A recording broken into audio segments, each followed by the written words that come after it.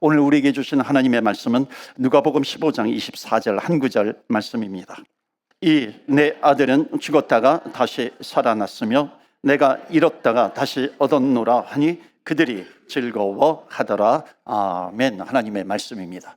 오늘도 하나님의 말씀에 은혜 받으시고 새 힘을 얻으시고 승리하시기를 주의 이름으로 축원합니다. 아멘.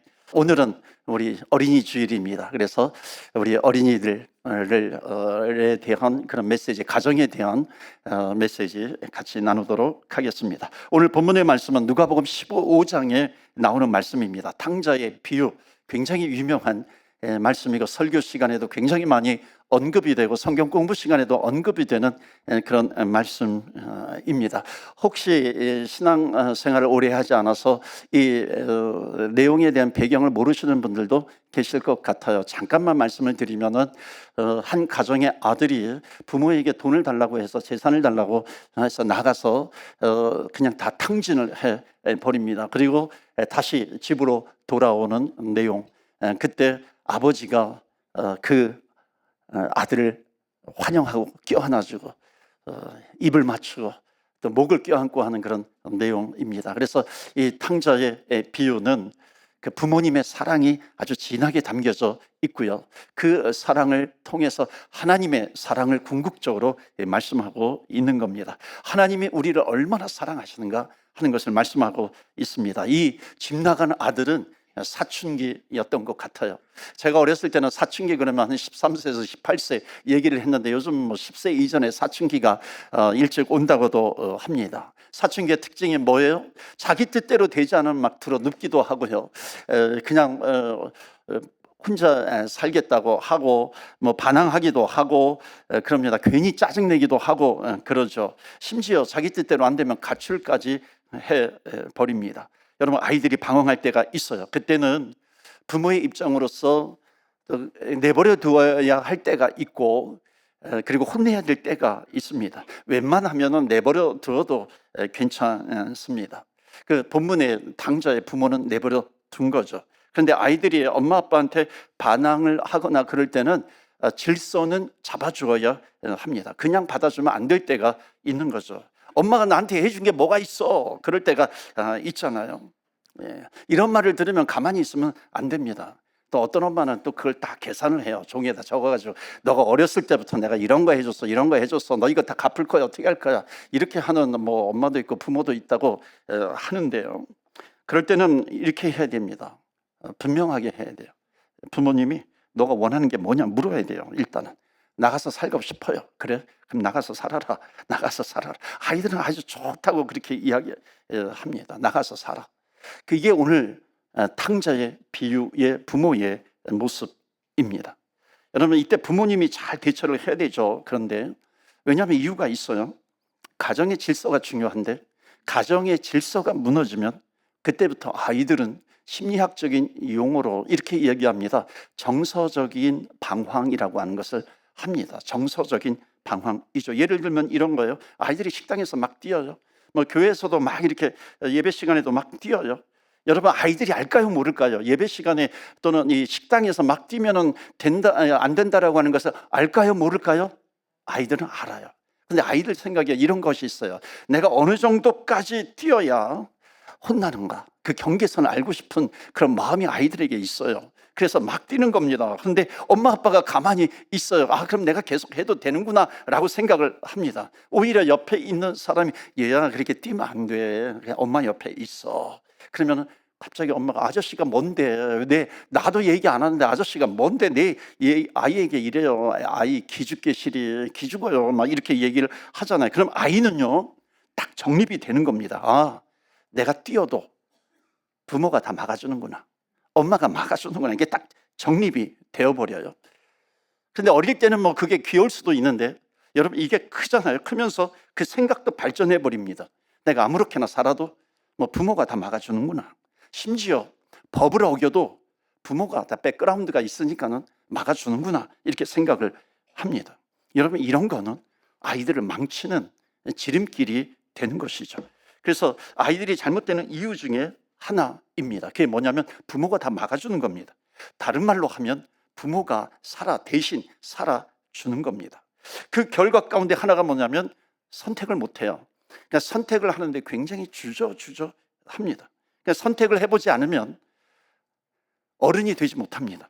그러니까 직업조차도 부모가 선택을 해잖아요. 그러니까 넘버 원, 넘버 투, 넘버 쓰리, 너는 이거 해야 돼. 거기에 부모의 과도한 욕망이 들어가 있습니다. 그러면 어떤 일이 생기게 되냐면 크면 클수록 아이들이 자기가 스스로 결정하거나 선택하지 못하면은 뭐가 낮아지게 되냐면 자존감이라고 하는 것이 낮아지게 됩니다. 그래서 부모는 자녀의 선택이라든지 결정이라든지 이런 부분에 대해서는 존중을 해 주어야 합니다. 그러니까 자신이 결정했어요. 내가 선택했는데 그것이 현실화되면 그땐 자존감이 올라가게 되는 겁니다. 그런데 스스로 선택만 하게 하면 안 돼요. 선택하고 결정하는데 거기에 뭐가 들어가도록 해야 되냐면 이게 굉장히 중요한 부모님의 역할입니다. 하나님의 뜻이 들어갈 수 있도록 안내자의 역할을 해줄 수 있어야 한다는 겁니다. 하나님을 향한 신앙, 이것은 내가 양보할 수 없어. 하나님을 향한 신앙, 그리고 어떤 선택과 결정을 할 때 하나님께 기도하고 주님께서 주시는 마음을 가지고 선택하고 결정하게 하는 것. 여러분, 기도하고 선택하고 결정하는 것, 이게 시간이 가면 갈수록 처음에는 좀 어려울 수도 있죠. 왜냐하면 이게 잘 분간이 안 돼요. 분별이 안 됩니다. 왜냐하면 내 뜻이 하나님의 뜻으로 둔갑되기도 하고요, 이 아이의 뜻, 선택, 이런 것이 또 기도한다고 해서 하나님의 뜻으로 둔갑될 때가 있습니다. 그런데 그렇다고 해가지고 가장 중요한 그것을 막아버리면 안 되는 것이죠. 왜냐하면 더 이상 하나님의 뜻을 가지고 분별하고 선택할 수 있는 그런 능력을 잃어버리게 됩니다. 처음에는 좀 위험할 수도 있죠. 처음에는 불안할 수도 있습니다. 여러분 아세요? 은혜라고 하는 것은 굉장히 위험한 겁니다. 은혜라고 하는 것은 때로는 인간들에게 불안감을 주기도 합니다. 어떤 죄를 지었음에도 불구하고 하나님의 사랑이 있어요. 이게 은혜인데 얼마나 위험해요. 그럼에도 불구하고 그것을 인정할 때 더 크고 귀하고 중요한 것을 붙들게 되는 겁니다. 그러니까 주님의 음성을 분별하게 돼요. 시간이 지나가면 지나갈수록 하나님 앞에 기도하고 하나님께서 주시는 마음을 가지고 선택과 결정을 해 나갑니다. 그러면 그 인생은 반드시 시간이 가면 갈수록 시간은 그 사람 편이에요. 그 자녀 편이 됩니다. 자존감이 높아지게 된다는 것입니다. 오늘 본문의 말씀 보시면, 오늘 본문의 말씀이 24절 읽었지만요, 그 앞에 보시면 19절에 이런 말씀이 있어요. 19절에 지금부터는 아버지의 아들이라 일컬음을 감당하지 못하게 나이다. 나를 품꾼의 하나로 보소서 하리라 하고, 이 아이는 스스로 결정을 했어요. 집 나가는 걸 결정을 했어요. 부모가 동의해 주었습니다. 그리고 밖에 나가가지고 다 가출을 해가지고 다 탕진을 했어요. 완전 탈탈 털리고 집에 돌아오는 겁니다. 그런데 부모님은 어떻게 해요? 부모 집으로 돌아오는 결정을 하는데 부모가 어떻게 하냐면 나가는 것도 스스로 결정을 했어요. 돌아오는 것도 결정을 합니다. 20절에 보시면 이에 일어나서 아버지께로 돌아가니라. 아직도 거리가 먼데 아버지가 그를 보고 측은히 여겨 달려가 목을 안고 입을 맞추니. 여러분, 나오는 얘기들 종합해보면 탕자가 가출한 후부터 부모님의 마음은 너무너무 힘든 겁니다. 부모가 언제 자녀 걱정을 많이 합니까? 아이가 따로 나가서 혼자 살 때 여기도 많이 있잖아요. 동부로 가기도 하고 미국으로 가기도 합니다. 혼자 살면 부모님의 마음이 얼마나 힘들어요. 제대로 먹고는 살고 있는가. 그런데 말을 하지 않고 집을 나가요. 그럼 부모님의 마음은 아주 초죽음이 되는 겁니다. 돌아올 때까지 한숨도 자지 못하잖아요. 하나님, 우리 자녀 돌아오게 해주세요. 다른 거 필요 없어요. 뭐 공부 잘하는 거, 성공하는 거, 건강한 거 필요 없어요. 돌아오게만 해주세요. 그렇게 기도하잖아요. 돌아오면 또 옛날 부모로 돌아가긴 하지만은 그래도 그때까지 기도가 뭐예요? 하나님, 돌아오게 해주세요. 돌아오게 해주세요. 우리 아이 살려만 주세요 합니다. 여러분, 이 사랑이 부모님의 사랑입니다. 과도한 욕심도 어찌 보면 부모님에게 자녀를 향한 사랑이 있는 것이죠. 그런데 그 마음을 누가 주셨어요? 하나님이 주셨다라고 하는 겁니다. 하나님께서 하나님의 형상을 가지고 하나님이 이 세상을 창조하신 겁니다. 그 하나님의 마음이 우리에게도 있는 것이죠. 하나님의 사랑입니다. 그래서 부모님의 사랑이 하나님의 사랑을 닮았습니다. 하나님의 사랑을 가장 닮은 그 사랑은 부모님입니다. 자녀를 향하신 사랑이죠. 그래서 성경에 보면은 가장 먼저 등장하는 것이 뭐냐면 하나님은 사랑이십니다. 하나님은 사랑이십니다. 하나님이 이 세상을 이처럼 사랑하사 독생자를 주셨으니, 여러분, 반복해서 등장하는 것이 뭐냐면 하나님의 사랑입니다. 근데 그 사랑은 인간의 사랑과 같지 않잖아요. 인간의 사랑은 얼마나 뒤집어져요. 어저께 친한 사람이어서 어저께 사랑했던 사람이 오늘은 또 미움의 대상이 되어버리기도 하고, 또 오늘 미워했던 사람이 내일은 또 사랑의 대상이 되기도 하고, 이것이 막 뒤집어지기도 합니다. 반대가 될 수도 있어요. 그런데 하나님의 사랑은 변치 않는 사랑입니다. 믿으십니까? 아멘 있어요. 하나님의 사랑은 항상 사랑하시는 거예요. 상황과 상관이 없이 하나님의 사랑은 영원토록 사랑하신다라고 하는 겁니다. 때로는 믿게 보인다 할지라도 미워 보일 때가 있잖아요. 그런데 하나님의 사랑은 그래도 사랑하신다고 말씀합니다. 집을 나간 탕자가 돌아옵니다. 20절 보실까요? 다 같이 읽어요. 시작. 이에 일어나서 아버지께로 돌아가니라. 아직도 거리가 먼데 아버지가 그를 보고 측은히 여겨 달려가 목을 안고 입을 맞추니. 집을 나간 탕자가 아버지에게로 돌아온다라고 하는 그런 말씀입니다. 여기 강조된 글자가 아버지께로 돌아가니라. 여러분, 여기에 굉장히 중요한 의미가 담겨져 있습니다. 혼자 방황을 하다가 스스로 선택하고 결정해서 재산 달라고 돈을 달라고 해서 나갑니다. 허랑방탕하게 다 탕진을 하면서 살아요. 그러다가 다시 또 아버지께로 돌아오는 결정을 합니다. 중요한 의미는 혼자 방황하다가 아버지께로 돌아왔다라고 하는 것은 무엇을 붙든 거냐면 진리를 붙들었다는 겁니다. 예수님이 진리라는 거예요. 하나님이 진리가 되시기 때문에 이 지금 아이가 하나님을 선택을 하고 이 아이가 예수님이 진리가 되시고 하는 그런 부분들이 여기에 담겨져 있다는 것을 말씀하고 있습니다. 주님이 진리예요. 예전에 한국에서 대학 입시에 뭐라 그러죠? 수학 능력 시험인가요? 거기에서 그 당시에는 뭔지 모르겠어요. 문제 한 문제에 답이 2개가 나온 적이 있었어요. 그래서 아주 나라가 발칵 뒤집혀졌어요. 매일매일 그 신문에 나오고 그랬습니다. 여러분, 한 문제의 답이 2개가 되는데도 나라가 발칵 뒤집혀지는데, 참 진리가 이 땅에 인류가 세상 사람들이 진리를 찾아가는데 그 진리가 2개예요, 3개예요. 여러분, 굉장히 혼동스러운 겁니다. 뒤죽박죽이 되어 버리는 거죠. 그래서 예수님께서 말씀하시는 것이 뭐예요? 이 땅에 오셔서 내가 길이요 진리요 생명이다. 나로 말미암지 않고는 아버지께로 올 자가 없느니라. 주님께서 말씀하시는 겁니다. 예수님이 길이에요. 예수님이 진리라고 하시는 겁니다. 그러니까 진리가 되신 주님을 붙들게 되면 그 다음에 어떻게 되냐면 오늘 본문에도 말씀해 보면 앞에 아버지께로 돌아와요. 진리를 붙들어요. 하나님의 사랑이 나에게 임하는 겁니다. 그래서 하나님의 성품 가운데 2가지가 있어요. 하나님의 공의, 하나님의 사랑, 2가지 성품이 있습니다. 하나는 진리, 주님을 붙들어야 되는 것이고, 끊임없이 영원히 사랑하시는 그 하나님의 사랑을 그때 제대로 체험하게 되는 겁니다. 그 인생은 흔들리지 않습니다. 주님께서 또 이렇게 말씀하셨어요. 수고하고 무거운 짐진 자들아 다 내게로 오라. 내가 너희를 쉬게 하리라 말씀하십니다. 여러분, 진정한 쉼이 있어요. 진정한 안식이 있어요. 진정한 평안이라고 하는 것이 있습니다. 이것이 어디에서 오냐면 참된 진리를 붙들어야 돼요. 참된 진리를 붙들었을 때에 우리를 사랑하시는 영원한 하나님의 사랑을 체험하게 되는 겁니다. 주님, 진리 되신 주님을 붙들었을 때에 하나님의 사랑이 옵니다. 세상의 많은 사람들을 보면 우리 눈에 아무리 괜찮아 보이는 사람이 있다 할지라도, 부족함 없이 모든 것을 다 가지고 있는 사람이라 할지라도 그 사람에게는 반드시 짐덩어리라고 하는 것이 있습니다. 어느 누구도 해결해 줄 수 없는 짐덩어리예요. 생각해 보세요. 이 세상에 정말 한 사람도 예 없이 짐덩어리를 가지고 있다라고 하는 것은 뭐냐면 그것을 해결할 사람이 이 세상에 아무리 위인이라 할지라도 그것을 해결할 사람은 없다는 겁니다.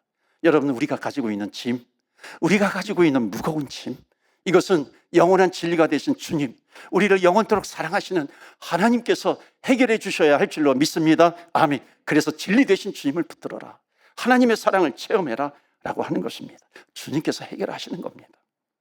제가 10여 년 전에 파파로티라고 하는 영화를 보고 감동을 제가 좀 받았어요. 그래서 저는 원래 영화 같은 거 이런 거 보여주면서, 영상 같은 거 보여주면서 설교하는 스타일이 아니거든요. 그냥 복음을, 선명한 복음을 전하면 되지 이렇게 생각을 하는데, 이 파파로티라고 하는 이 영화 보면 어떤 내용이 나오냐면은, 그 파파로티라는 영화 보신 분 계세요? 별로 없더라고요. 1부, 2부 때도 보니까 별로 오래전에 나온 영화라서 그런지요. 거기에 보면은 주인공이 나옵니다. 주인공이 그 성악에 대해서 성악가가 되고 싶어 했어요. 그래서 그 유럽에 가서 공부도 하고 그렇게 했는데 목을 다친 겁니다.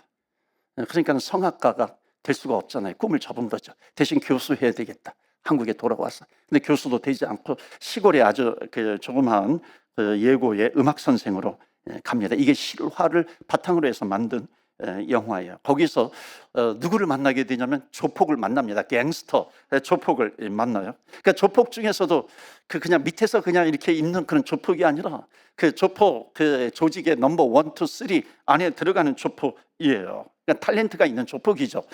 조폭 은사가 있는 그런 조폭이기도 합니다. 그런데 그 조폭이 청소년이에요.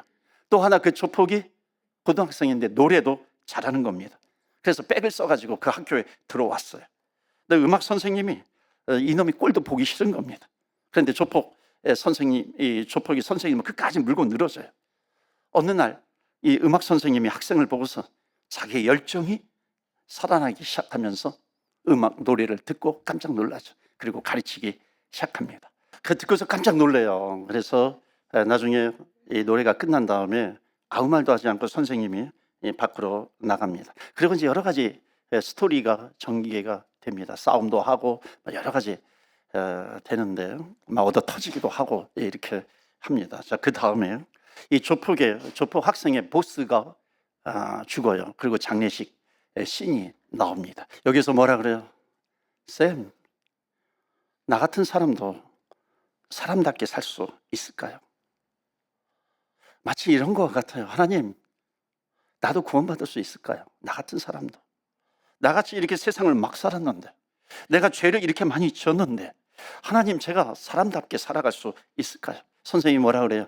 하늘이 준 목소리다. 하늘이 준 목소리. 이 말은 마치 하나님께서 지금도 너를 사랑해서, 과거에도 사랑했고 지금도 사랑하고 앞으로도 사랑할 거야 하는 겁니다. 그 다음에 이 영화에서 가장 유명한, 제가 생각하기에 가장 유명한 대사가 나옵니다. 장호야, 검은 양복 벗고 턱시도 입고 살자. 턱시도는 이제 성악가들이 입는 턱시도를 말합니다. 그때 나에게 이렇게 말해준 사람 한 사람도 없었습니다. 여러분, 세상을 살아가는 사람들, 만족하며 살아가는 그런 사람들도요, 굉장히 외로운 삶을 살아갑니다. 오늘부터 검은 양복 벗고 턱시도 입고 살아가자. 이 검은 양복 안에 있는 이 청소년 장호라는 아이와 턱시도 안에 있는 장호라는 이 아이는 똑같은 동일한 인물입니다. 근데 검은 양복은 뭐예요? 자기 인생, 자기 마음대로 살아가는 겁니다. 내 인생, 그냥 세상에 끌려가면서 자기 욕망을 가지고 살고 싶은 대로 살아가는 거죠. 죄를 지으면서 싸우면서. 턱시도는 뭐예요? 본어겐. 예수님을 만난 겁니다. 하나님을 만나는 겁니다. 사명을 가지고 사는 그런 인생이 되어간다는 것이죠. 검은 양복을 입고 겉으로는 폼이 나는 것 같지만은 늘 인생의 무거운 짐을 가지고 살아가는 겁니다. 나 같은 사람도 사람답게 살 수 있을까요? 마치 어떻게 해야 내가 구원받을 수 있습니까? 니고데모의 질문과도 같아요. 내가 어떻게 해야 구원받을 수 있습니까? 예수 그리스도를 나의 구세주와 주님으로, 즉 진리 되신 예수님을 붙들면 하나님의 사랑은 계속해서 흐른다는 것입니다. 하나님의 사랑이 이처럼 사랑하사 독생자를 주셨으니 이는 그를 믿는 자마다 멸망하지 않고 영생을 얻게 되리라. 여러분, 인생을 살아보면 꼭 그런 시간이 있습니다. 어느 누구도 이해해 주지 못할 때가 있습니다. 부모나 자녀나 똑같습니다. 어느 누구도 내 편이 되어지지 못한다고 생각을 합니다. 사춘기에 있는 아이나 또는 부모님도 마찬가지입니다. 어느 누구도 내 문제 절대 해결할 수 없어, 그렇게 생각하는 사람들이 있습니다. 사랑하는 성도 여러분, 하나님은 내 모습 그대로 받아주시는 하나님이신 줄로 믿습니다. 아멘. 내 모습을 그대로 받아주시는, 나 같은 아이도 예수님을 믿어도 될까요? 이렇게 죄를 많이 지었는데, 여러분, 하나님의 사랑을 가장 많이 닮은 사람이 누구냐면 부모입니다. 부모의 사랑이 하나님의 사랑을 가장 많이 닮아 있습니다. 그래서 부모님은 하나님의 사랑의 특징이 있어요. 사랑은 흘러가는 겁니다. 그래서 부모님은 뭐니 해도 하나님의 사랑을 받아야 돼요. 하나님의 사랑을 사모하고 진리 되신 주님을 붙들고 하나님의 사랑을 받으면 반드시 그 사랑은 흘러가게 됩니다. 내가 무엇인가 가르치려고 하기 전에, 내가 뭔가 내 욕망을 투영하기 전에 먼저 해야 될 것이 뭐냐면 하나님의 사랑입니다. 때로는 자녀답지 못하고 공부하지도 못하고 때로는 가출하고 그렇다 할지라도 당자처럼 집을 나간다 할지라도 하나님께서 나를 사랑하신 것을 알면 알수록 우리는 그 모습 그대로 사랑하게 됩니다.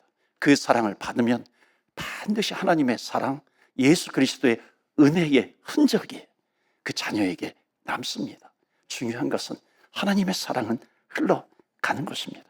여러분, 사랑이 있어야 이 세상을 이겨나갈, 버틸 수 있는 그런 힘이 있어요. 하나님의 사랑을 받지 못하면 이 척박한 세상 버텨나갈 수 있는 힘이 없는 겁니다. 그래서 사도 바울은 말하죠. 그러나 모든 일에 우리를 사랑하시는 이로 말미암아 우리가 넉넉히 이기느니라.